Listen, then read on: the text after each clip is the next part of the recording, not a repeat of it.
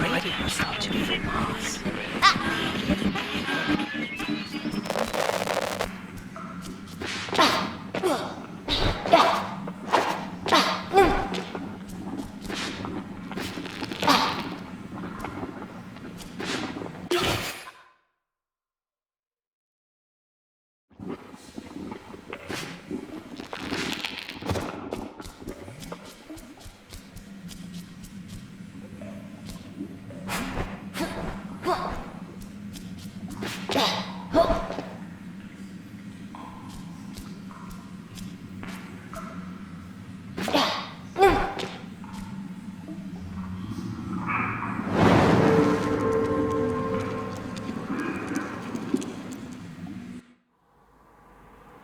The days were hot. Fish died in the lake, plants yellowed, birds stopped singing. There was thunder, but no rain. You call this period the Great Ecological Catastrophe. I heard my mother's heartbeat as she carried me to Alphaville. People chased us. I remember her driving and bison running by. Then we reached the flooded city with refugees in rubber boats. Suddenly, I couldn't find Mama. I was scared and alone. I'll never know whether she died or abandoned me. I only remember the rockets leaving for Mars. That night, the fighting started.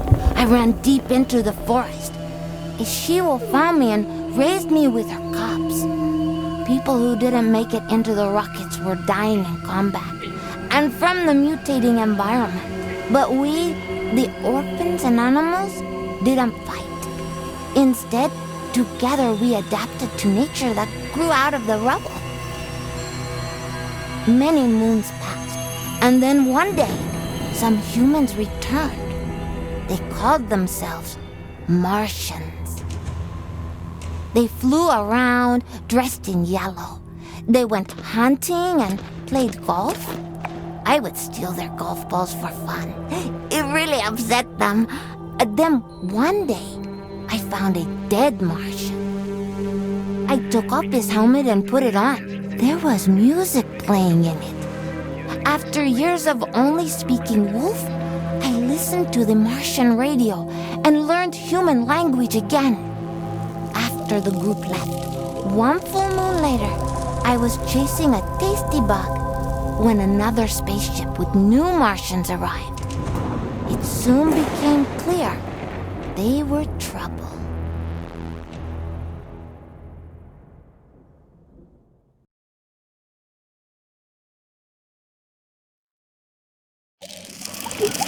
Greetings, all you Tesla City Martians out there. You're listening to Radio Nostalgia from Mars, the show for those who miss a morning run in the park, slurping minestrone soup, sailing with the wind in their hair, singing in unison with thousands of people at a music concert, or smelling the coming rain.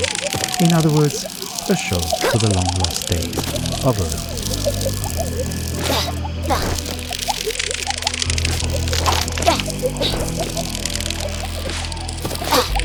I'm the son of no one.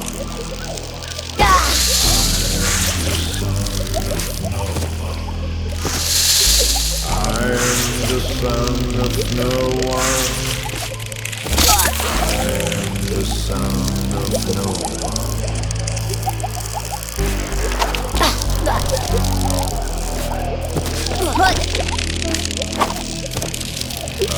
Mutant of tomorrow.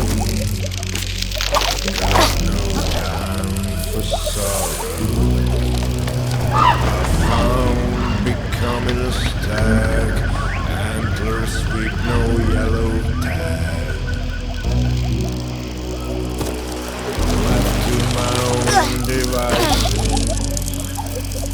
used to permanent crisis. Without race, without creed, I am pure spiritual speed.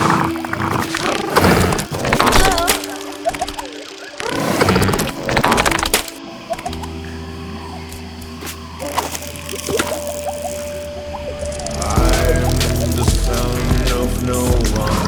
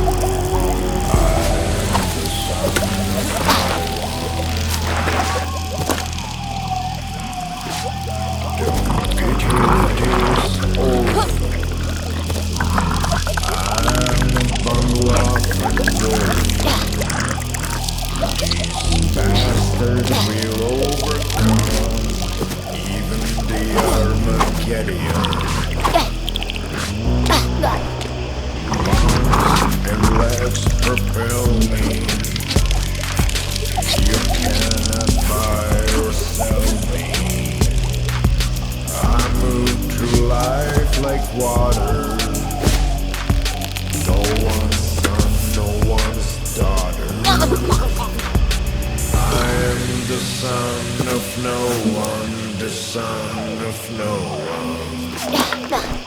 I'm the son of no one.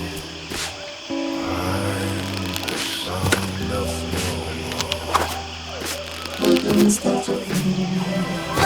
Starting with the show with Son of No One, a song I'm fairly certain resonates with many of us orphans of the earth out here in the stuffy depths of space.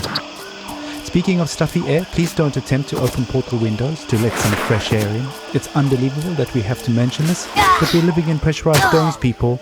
Breathing recycled air is just the new normal. In totally unrelated news, the memorial of Baroness von Wullenschütz will be held in private, and her family asks gold diggers and paparazzi to respectfully stay away from the funeral ceremony being held in the Section C cafeteria on Deck 3 at 7 p.m. Dome time. Alright, on with the show.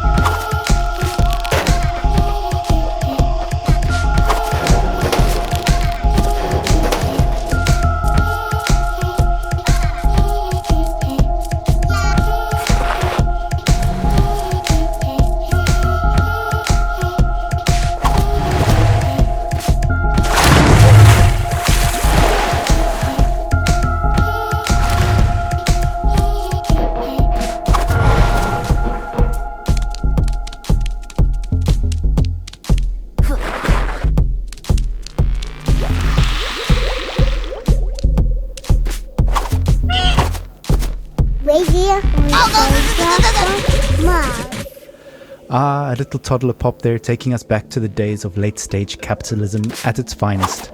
Child labor never sounded so sweet.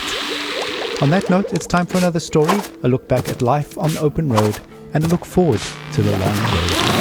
Stories, memories, the good old days, original sources, authentic tales, hope, inspiration, drama, radio nostalgia from Mars. Crying while riding a Harley Davidson is the actual meaning of life. I'm serious.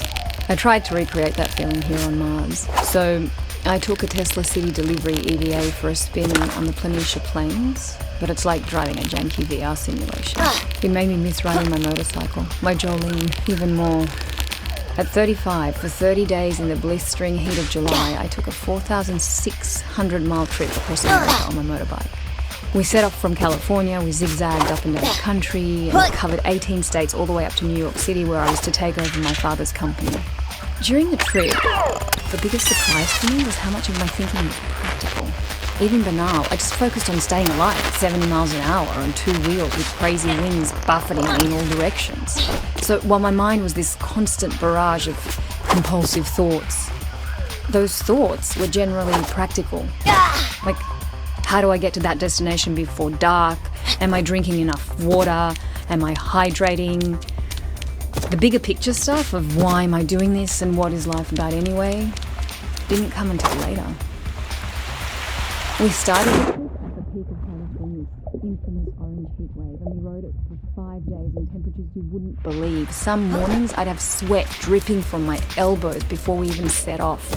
My eyes hurt from the sun. Sometimes I'd wake up so sore I couldn't barely move. My inner thighs had engine burn. And even though those closest to me actually didn't think I'd make it, I learned that I could physically overcome much more than I thought. So after that rite of passage, I knew I could take over the company. Instead of being an entitled little brat whose father would pay for her theatre career, I turned the company into $1 trillion business. And now, here I am with my family on Mars, among the last representatives of humanity in the universe. But aside from this high-minded idealism, life has no meaning. Because of these damn EVA suits, there's no wind on the highway here. No open-air solitude that makes you feel one with the world like back on Earth. On Mars, even if you manage to get outside, you're still trapped in a bubble of your own stale air. No matter where you go, I feel unlike the open road, it's an experience of void, not wholeness. There's no dancing asphalt in the heat, and no neon-lit diners, and 2 a.m. omelettes with green bell peppers and yellow cheddar with a side of burnt hash browns, greasy bacon and black coffee. Instead, there's just barren rock and strictly monitored oxygen levels in sterile domes. We live in bubbles within bubbles. I admire how far we've come and how resilient we are, but I wonder, maybe we're just fooling. Just like during my epic ride, we've mostly figured out the banal questions about water and food and sanitation, and now the greater questions are looming. What are we really doing here? What is our future? And what will the meaning of life be for my kids? At any rate, the point is, that's all. Thanks for listening. Thank you for taking us on that ride with you, Boyana. Your story is an inspiration to all and reminds us to face our difficulties head on and to value the small things in life, even out here on Mars. Motorcycles, grease, wind in the hair. What better way to remember than with some psychedelic rock for the road? Radio Nostalgia from Mars.